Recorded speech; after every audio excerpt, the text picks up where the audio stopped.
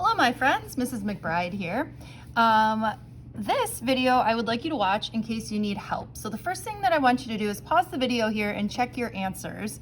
I have no idea where there's no answers of A or E in this particular set of practice problems, but if you got A or E, you're in trouble.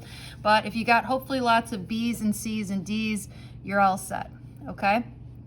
So the plan is for this particular video, I want you to only watch the parts or watch the questions where you didn't get the answer right. So please do not watch this video from start to finish, or that tells me that you don't actually know what you're doing. Okay, but I will go over every problem in order, so fast forward as needed. Here we go. So for this particular problem, we're looking for the acceleration due to gravity. And we have the equation that little g equals big G times the mass of the planet divided by the radius squared. It tells you that this newly discovered planet has twice the radius and 5 times the mass of Earth. Okay, so what we're gonna do is we're gonna let everything equal 1 except for the thing that's changing. Okay, so big G is gonna be 1, not changing. The mass of the planet is 5 times the mass of Earth. And the radius is twice the radius. Okay, so when I do this math, I'm getting that this is 5 over 4, and I'm going to just multiply by G because, again, we're saying that this particular planet is 5/4 G of what we had on Earth. Okay, next question says we've got a comet that's moving. I'm struggling to get this centered here. Sorry about that. A comet is moving in the sun's gravitational field. What happens to the angular momentum? Hopefully you are saying this one is a piece of cake, that I know that angular momentum, just like regular momentum, is always conserved, okay? Now what we would know is that the speed certainly is changing, right? We know that it would be going the fastest here, and pretend like there was more, and it would be going the slowest over here, so we would see that it was sort of accelerating or gaining speed and then losing speed, but in terms of angular momentum, that's always remaining the same. Okay.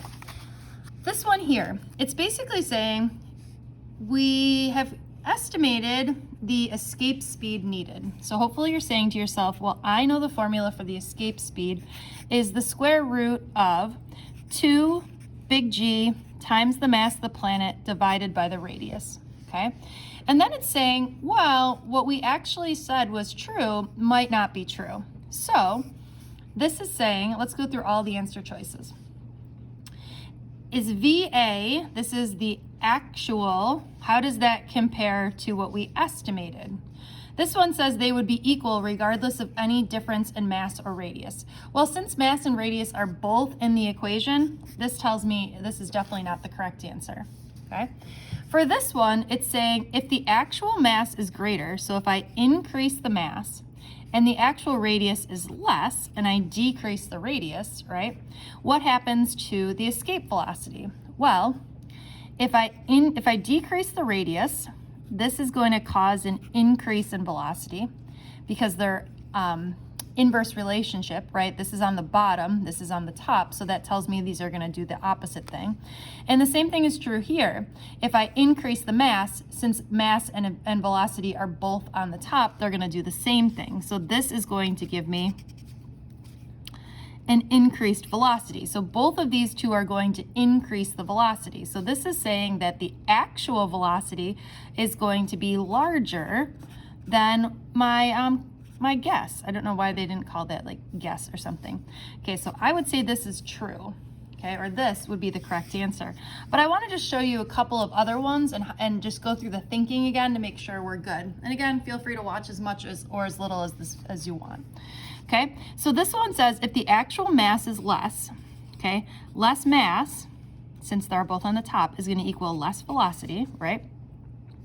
And the actual radius is greater radius, these are on opposites, is going to mean less velocity. So this is telling me that the actual, right, is going to be less than the calculated, or what the, I don't know, I want to say C for calculated. That would be the, I guess they're using C for calculated, okay? So this is opposite of what we found. Okay, so that one's wrong. Same thing here. If the actual mass is greater, so greater mass is going to equal greater velocity, and the actual radius is the same. Okay, so if the radius is the same, then nothing is going to happen to the velocity, or we should see that the velocity is going to increase because at least one of them did. So we would find that VA is greater than VC, which is not what it says here. And if the actual mass is the same, that will do nothing to the velocity. And if the actual radius is less radius equals more velocity, okay, that would tell us that the actual one is larger or greater than the calculated, which again is not what we see. Okay, so B is the correct answer. All right, keep going here. So this one here is looking for what's happening to the escape speed. So the escape speed again is equal to the square root of 2g mp over r. Okay, what this tells us here is that this particular planet, it's launched from a different planet that has the same mass as Earth and 4 times the radius. So I'm going to let everything equal 1 except for the thing that's changing. You see this 2? I'm going to let it equal 1. Big G, I'm going to let that equal 1. Again, not changing. It has the same mass, not changing, divided by the radius. So if it's 4 times the radius of Earth, the radius is getting 4 times as big. Or what I'm really getting here is the square root of 1 over 4, or 1/2. And again, we're always multiplying by what the original was. Taking a look at number 5. Number 5, again, we're looking for the escape speed, so same thing. VE is equal to the square root of 2g mp over r. Okay, and we've got twice the mass and the same radius. So again, we're doing the same thing. Let everything equal 1 except for the thing that's changing. So 2 is 1. Big G is 1. The mass of the planet is going to be 2.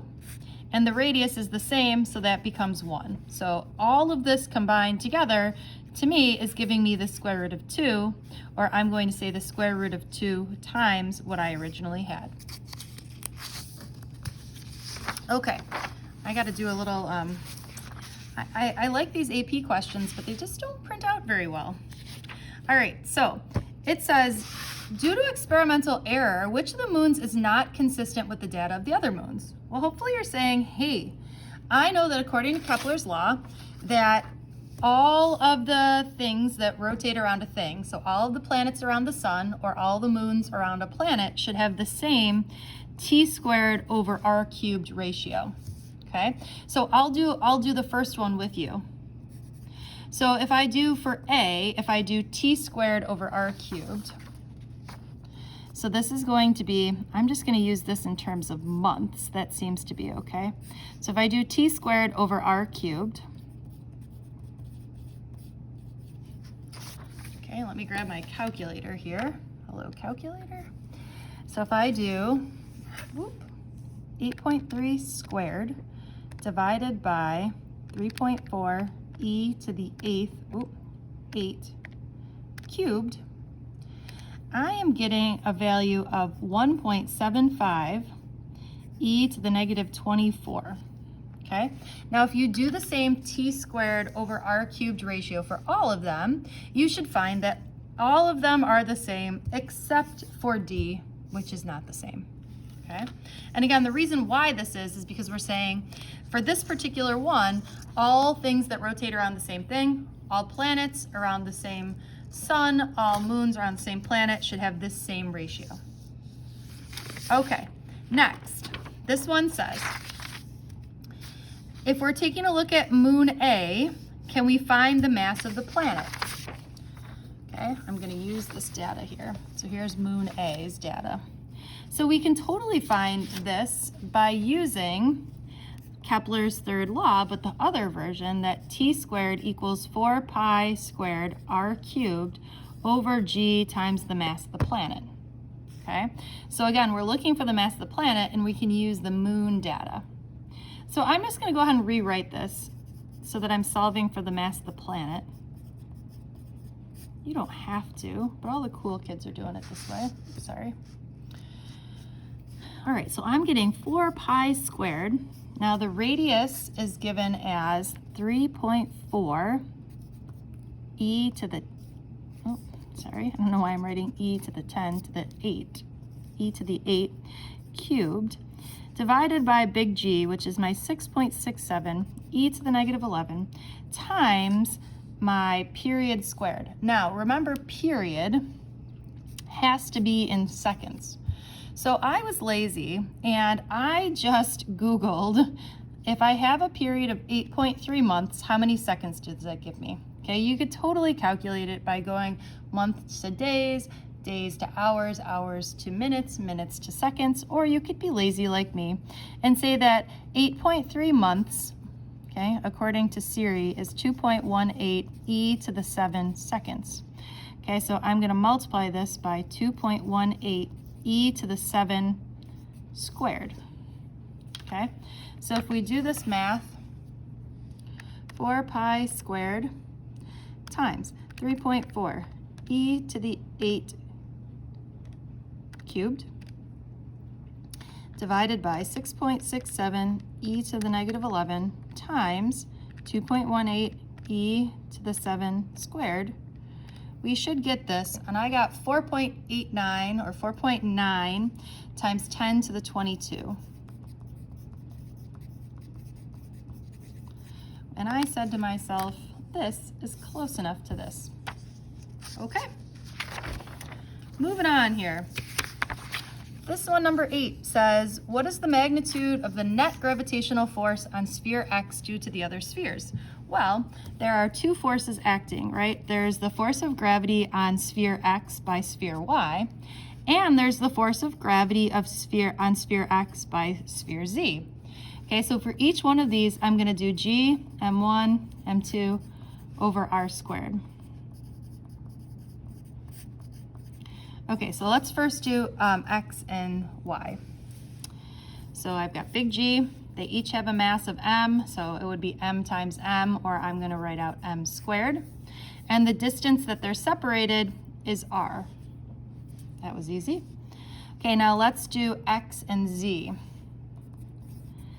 X has a mass of M. Z has a mass of 2M. And the distance their centers are separated is actually 3R squared. So I'm going to clean this up a little bit here, or I'm going to get that this is 2G M squared divided by, if I square this, this gives me 9R squared. Okay, and if I want to know the net gravitational force, I'm going to add these together, or I'm going to have GM squared over R squared plus 2GM squared over 9R squared. Or basically, let's make this 9/9 or 1 of those plus 2/9 of that, or I'm going to get 11/9 GM squared over R squared. Okay, last but not least, you know how I like to make the videos 15 minutes or less. We're getting close. Here we go. All right, number 9. This is talking about that something is orbiting. Whenever you see the word orbiting, you should be saying, how about the orbital velocity? Okay, or I know that the orbital velocity is the square root of G times the mass of the planet divided by R. Okay, so we're going to take big G, 6.67 e to the negative 11, times the mass of the planet, 6e to the 24, divided by our radius. Now our radius is our distance between centers, which they don't give us in this problem. So they give us the radius of Earth, but we're at an altitude, and that altitude is 400 kilometers, or 400 e to the 3 meters, right? Okay, or this is going to give 6.67 e to the negative 11 times 6e to the 24. And I'm going to divide that by 6.4 e to the 6 plus 400 e to the 3. And I'm taking the square root of this guy, and I'm getting 7,671.6 meters per second, or this guy here. Okay. All right, hopefully that review has helped you. Have a wonderful day.